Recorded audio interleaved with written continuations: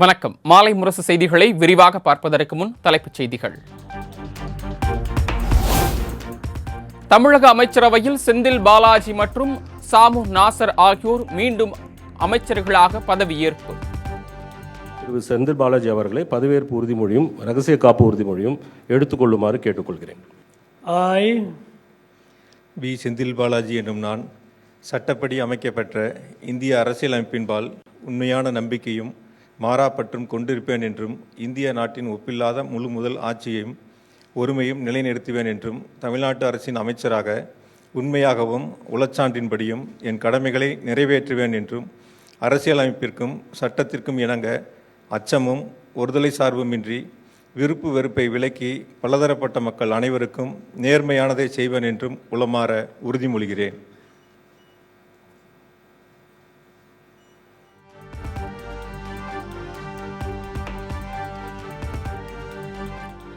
ஆளுநர் மாளிகையில் நடைபெற்ற விழாவில் பதவி பிரமாணமும் ரகசிய காப்பு பிரமாணமும் செய்து வைத்தார் ஆளுநர் ஆர்.என். ரவி. இந்திய நாட்டின் ஒப்பில்லா முழு முதல் ஆட்சியையும் ஒருமையையும் நிலைநிறுத்துவேன் என்றும் தமிழ்நாட்டு அரசின் அமைச்சராக உண்மையாகவும் உளச்சான்றின்படியும் என் கடமைகளை நிறைவேற்றேன் என்றும் அரசியலமைப்பிற்கும் சட்டத்திற்கும் இணங்க அச்சமும் ஒருதலை சார்புமின்றி விருப்பு வெறுப்பை விலக்கி பலதரப்பட்ட மக்கள் அனைவருக்கும் நேர்மையானதை செய்வேன் என்றும் உளமாற உறுதியளிக்கின்றேன்.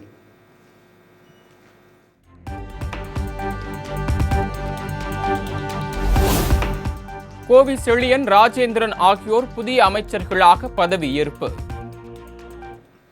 சட்டப்படி அமைக்கப்பெற்ற இந்திய அரசியலமைப்பின்பால் உண்மையான நம்பிக்கையும் மாறாப்பற்றும் கொண்டிருப்பேன் என்றும் இந்திய நாட்டின் ஒப்பில்லாத முழுமுதல் ஆட்சியை ஒருமையையும் நிலைநிறுத்துவேன் என்றும் தமிழ்நாட்டு அரசின் அமைச்சராக உண்மையாகவும் உளச்சான்றின்படியும் என் கடமைகளை நிறைவேற்றுவேன் என்றும் அரசியல் அமைப்பிற்கும் சட்டத்திற்கும் இணங்க அச்சமும் ஒருதலை சார்புமின்றி விருப்பு வெறுப்பை விலக்கி பலதரப்பட்ட மக்கள் அனைவருக்கும் நேர்மையானதை செய்வேன் என்றும் உளமாற உறுதிமொழிகிறேன்.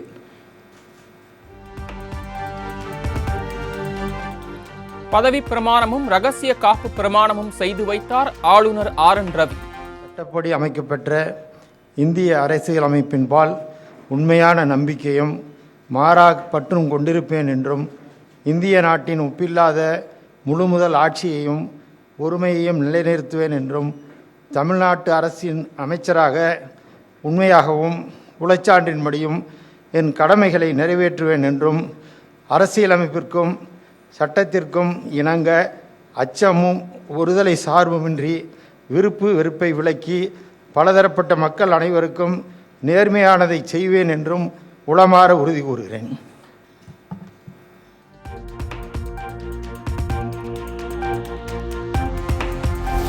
முதலமைச்சர் மு.க. ஸ்டாலின் முன்னிலையில் விமர்சையாக நடைபெற்ற புதிய அமைச்சர்கள் பதவியேற்பு விழா. அமைச்சர்கள், அரசு அதிகாரிகள், சிறப்பு விருந்தினர்கள் உள்ளிட்டோர் விழாவில் பங்கேற்பு.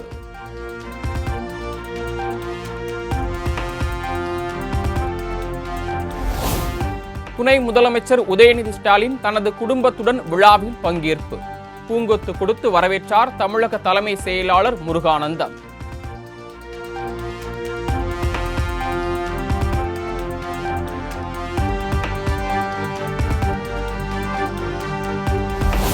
தமிழக அமைச்சரவையில் புதிதாக இணைந்த அமைச்சர்கள் உள்ளிட்டோர் ஆளுநர் ஆர்.என். ரவியுடன் குழு புகைப்படம். முதலமைச்சருடன் மேடையில் அமர்ந்து புகைப்படம் எடுத்துக் கொண்டனர்.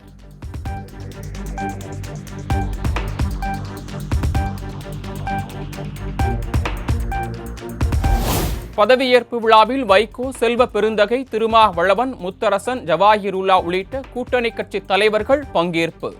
அமைச்சர்கள் துரைமுருகன், கே.என். நேரு, அன்பில் மகேஷ் மற்றும் டி.ஆர். பாலு, ஆர். ராசா உள்ளிட்ட திமுக எம்பிக்கள் விழாவில் பங்கேற்பு.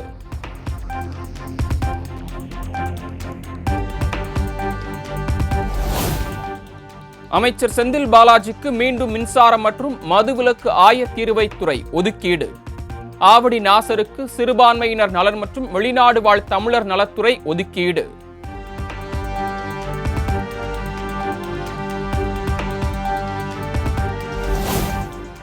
புதிய அமைச்சராக பதவியேற்றுள்ள கோவி செழியனுக்கு உயர்கல்வித்துறை ஒதுக்கீடு, சேலம் ராஜேந்திரனுக்கு சுற்றுலாத்துறை ஒதுக்கீடு செய்யப்பட்டுள்ளது.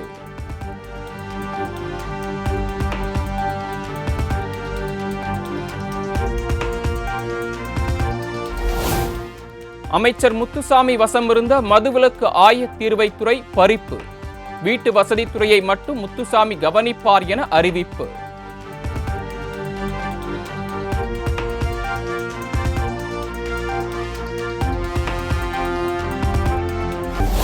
புதிய அமைச்சர்கள் பதவியேற்பு விழாவில் பங்கேற்காத அமைச்சர் PTR பழனிவேல் தியாகராஜன். புதிய அமைச்சரவை குழு புகைப்படம் எடுத்துக்கொண்ட போது காலியாக இருந்த இடம்.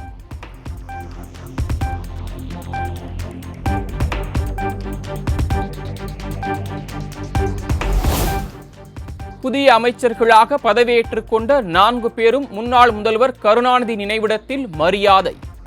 செந்தில் பாலாஜி, கோவி செழியன், ஆவடி நாசர், சேலம் ராஜேந்திரன் ஆகியோர் மலர் தூவி அஞ்சலி.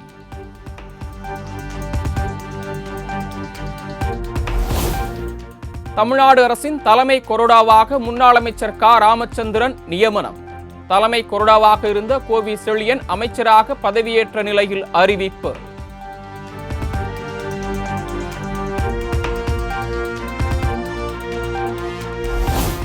சென்னை மெரினாவில் உள்ள பேரறிஞர் அண்ணா கலைஞர் நினைவிடங்களில் உதயநிதி ஸ்டாலின் மரியாதை. துணை முதலமைச்சராக அறிவிக்கப்பட்ட நிலையில் பெரியார் நினைவிடத்திலும் மரியாதை செலுத்தினார்.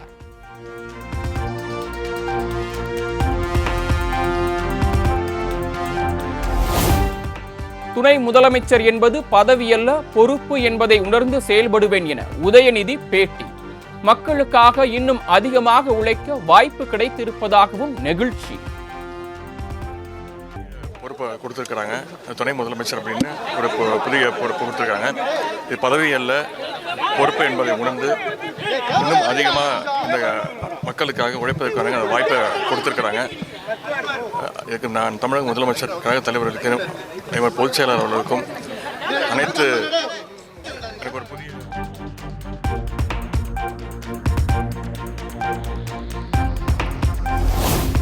தன் மீதான விமர்சனங்களுக்கு செயல்பாடுகள் மூலம் பதில் அளிப்பேன் என உதயநிதி பேட்டி.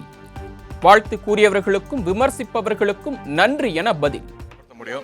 அது மாதிரி அமைச்சர் பொறுப்பு கொடுக்கும்போதும் சரி, சட்டமன்ற உறுப்பினரும் சரி, விமர்சனங்கள் வரதான் செய்யும். கண்டிப்பாக எல்லா விமர்சனங்களையும் நான் வரவேற்கிறேன், உள்வாங்கிக் கொள்கிறேன். அந்த விமர்சனங்களுக்கு ஒரு பதிலாக என்னுடைய பணிகளில் நான் சிறப்பாக அமைச்சுப்பேன். நன்றி. தலைவருடைய வழிகாட்டு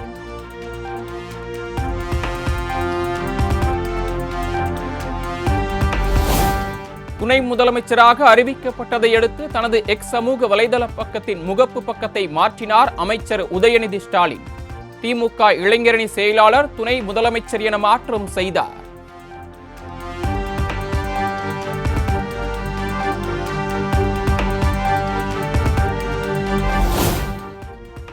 உதயநிதி ஸ்டாலின் அரசியலுக்கு வந்த பிறகு திமுகவுக்கு தொடர்ந்து வெற்றி கிடைத்து வருகிறது. இனியும் அது தொடரும். சென்னையில் திமுக அமைப்பு செயலாளர் RS பாரதி பேட்டி. அனைத்து தொண்டர்களுக்கும் மனநிறைவு அளிக்கிறது. தொடர்ந்து திமுகவுக்கு வெற்றி மேல் வெற்றிதான் காரணம். உதயநிதி அரசியலிலே காலடி வைத்த நாள் முதல் அவர் கலந்து கொண்ட அத்தனை தேர்தலும் திமுகவுக்கு வெற்றி கிடைத்திருக்கு. இது தொடர் வெற்றியாக நேற்றைய தினம்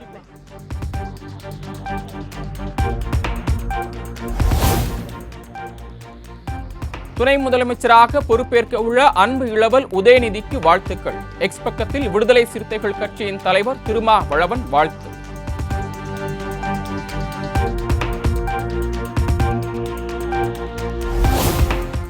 தமிழக அமைச்சரவையில் வன்னியர் பட்டியலினத்தவர்களுக்கான பிரதிநிதித்துவம் போதுமானதாக இல்லை என ராமதாஸ் கருத்து. அமைச்சரவை மாற்றத்தில் சமூக அநீதி நடந்திருப்பதாகவும் விமர்சனம்.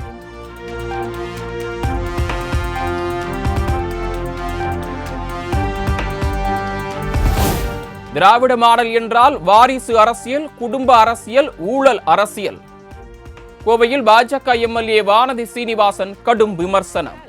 எங்களை பொறுத்தவரை நாங்கள் பார்ப்பது வாரிசு அரசியல், குடும்ப அரசியல், ஊழல் அரசியல், ஊழலுக்கு துணை போகின்ற அரசியல்.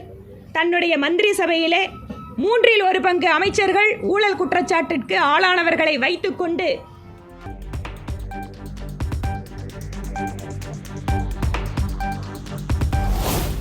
வாரிசு அரசியலில் இல்லாதவர்கள் உதயநிதி நியமனம் குறித்து கேள்வி கேட்கலாம் என அமைச்சர் மா சுப்பிரமணியன் பேட்டி.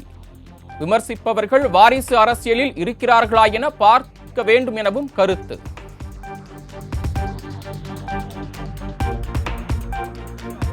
என்று வந்ததோ அதேபோல் சட்டமன்ற தேர்தலில் 100% என்கின்ற வகையில் 234க்கு 234 வெற்றி பெறும் என்கின்ற நம்பிக்கையை உங்களின் வாயிலாக சொல்லிக் கொள்கிறேன். திமுகவுக்கு அப்போ எந்த கட்சியும் போட்டி இல்லை அப்படின்றத எடுத்துக்கலாமா?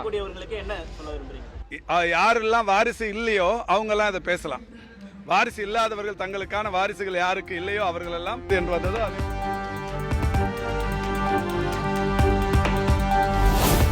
தமிழக மக்களிடம் செல்லா காசாகி போன பாஜகவுக்கு செவிசாய்க்க விரும்பவில்லை என அமைச்சர் சேகர் பாபு பதிலடி. தமிழகத்தில் தகுதியில்லாத கட்சி பாஜக என்பதால் தான் நாடாளுமன்ற தேர்தலில் மக்கள் தோல்வியை பரிசாக அளித்ததாகவும் விமர்சனம்.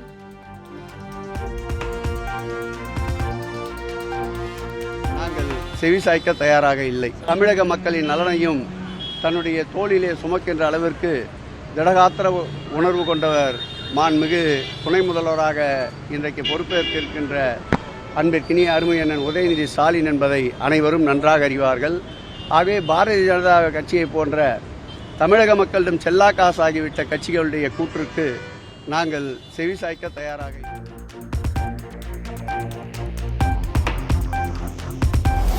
துணை முதலமைச்சராக உதயநிதி ஸ்டாலின் பொறுப்பேற்றதை வரவேற்கும் திமுகவினர் தமிழகம் முழுவதும் பட்டாசு வெடித்தும் இனிப்புகள் வழங்கியும் உற்சாக கொண்டாட்டம்.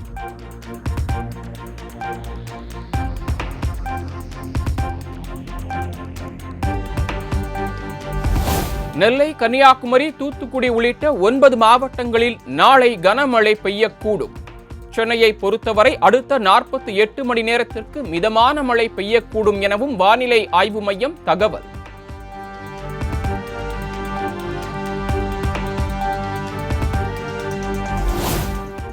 மனதின் குரல் நிகழ்ச்சியின் செயல்முறை தனக்கு கோயிலுக்கு சென்று கடவுளை பார்ப்பது போன்றது என பிரதமர் நெகிழ்ச்சி. சமூக உணர்வோடு சமுதாயத்தில் ஆற்றும் பணிகள் மனதின் குரல் நிகழ்ச்சியில் போற்றப்படுவதாகவும் பேச்சு.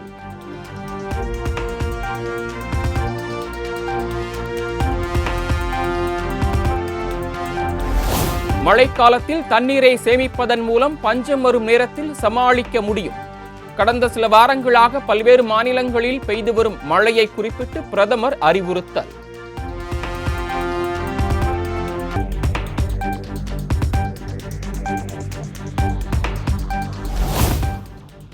மார்க்சிஸ்ட் கம்யூனிஸ்ட் கட்சியின் தேசிய ஒருங்கிணைப்பாளராக பிரகாஷ் காரத் தேர்வு.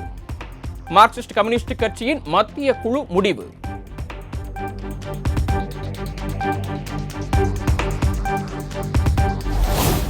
வக்ஃபு வாரிய சட்ட திருத்தம் தொடர்பான மத்திய அரசின் கருத்து கேட்பு கூட்டத்திற்கு பல இஸ்லாமிய அமைப்புகளை திமுக புறக்கணித்துள்ளது. அதிமுக பொதுச் செயலாளர் எடப்பாடி பழனிசாமி கண்டனம்.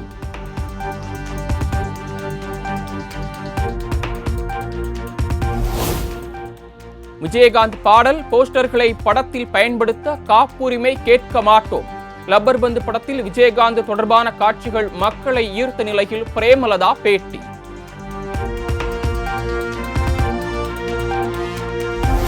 அக்டோபர் 2ஆம் தேதி காந்தி ஜெயந்தி அன்று கிராம சபை கூட்டம் நடத்த ஊரக வளர்ச்சித்துறை உத்தரவு. கிராம சபை கூட்டத்தை சுழற்சி முறையை பின்பற்றி நடத்தவும் அறிவுறுத்தல்.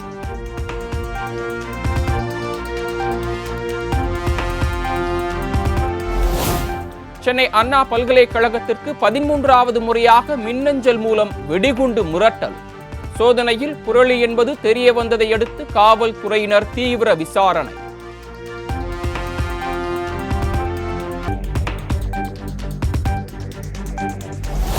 ஆம்ஸ்ட்ராங் கொலை வழக்கில் தேடப்பட்டு வரும் மொட்டை கிருஷ்ணன் வழக்கறிஞர் பணியிலிருந்து இடைநீக்கம்.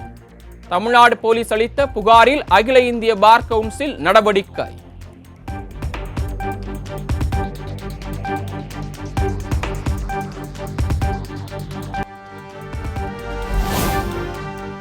விருதுநகர் மாவட்டம் வெம்பக்கோட்டை 3ஆம் கட்ட அகழாய்வில் தங்க நாணயம் கண்டெடுப்பு.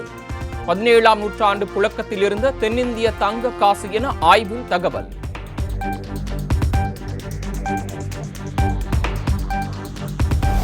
காலாண்டு விடுமுறையொட்டி உலக புகழ்பெற்ற தஞ்சை பெரிய கோயிலில் குவிந்த சுற்றுலா பயணிகள். பெருவுடையார் மற்றும் நந்தியம் பெருமானை நீண்ட வரிசையில் காத்திருந்து சாமி தரிசனம் செய்த பக்தர்கள்.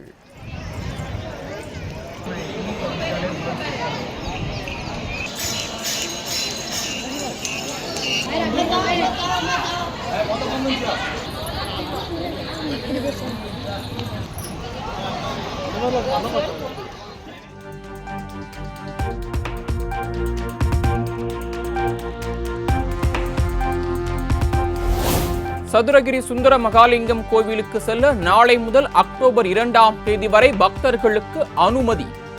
புரட்டாசி மாத பிரதோஷம் மகாலய அமாவாசையை முன்னிட்டு கட்டுப்பாடுகளுடன் அனுமதி அளித்து வனத்துறை உத்தரவு.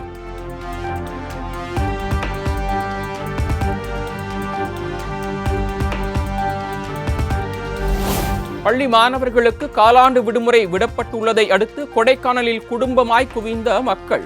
படகு இல்லங்களில் அலைமோதிய கூட்டம்.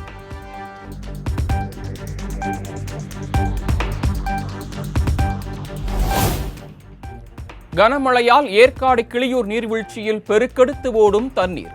விடுமுறை தினம் என்பதால் கூட்டம் கூட்டமாக குளியலிட்டு மக்கள் உற்சாகம்.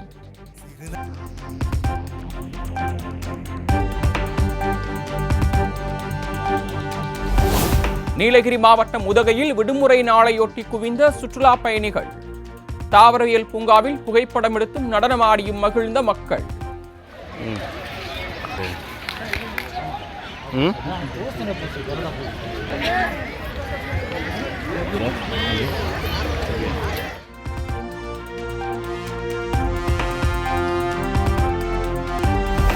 தொடர் விடுமுறை காரணமாக தமிழகத்தில் உள்ள பிரசித்தி பெற்ற கோயில்களில் குவிந்த மக்கள்.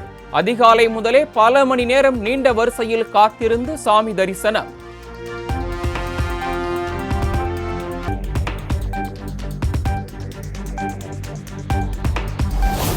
திண்டுக்கல் மாவட்டம் பூச்சிநாயக்கன்பட்டியில் மத நல்லிணக்கத்தை மேம்படுத்தும் வகையில் மிலாது நபி கந்தூரி அன்னதான விழா. சாதி மத பேதமின்றி 15,000க்கும் மேற்பட்ட மக்களுக்கு உணவு.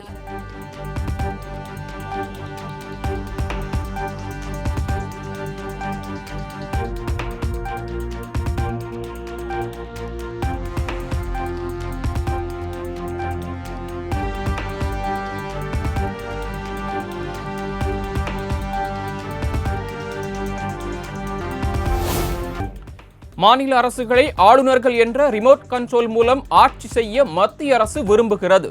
கடந்த 10 ஆண்டுகளில் இளைஞர்களுக்காக பாஜக அரசு எதையும் செய்யவில்லை என்றும் காங்கிரஸ் கட்சியின் தலைவர் மல்லிகார்ஜுனா கார்கே குற்றச்சாட்டு.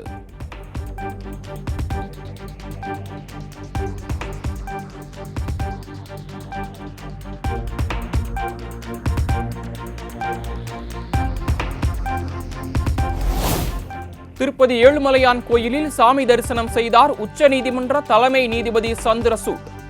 அவருக்கு தேவஸ்தானம் சார்பில் பிரசாதங்களும் நினைவு பரிசுகளும் வழங்கப்பட்டன.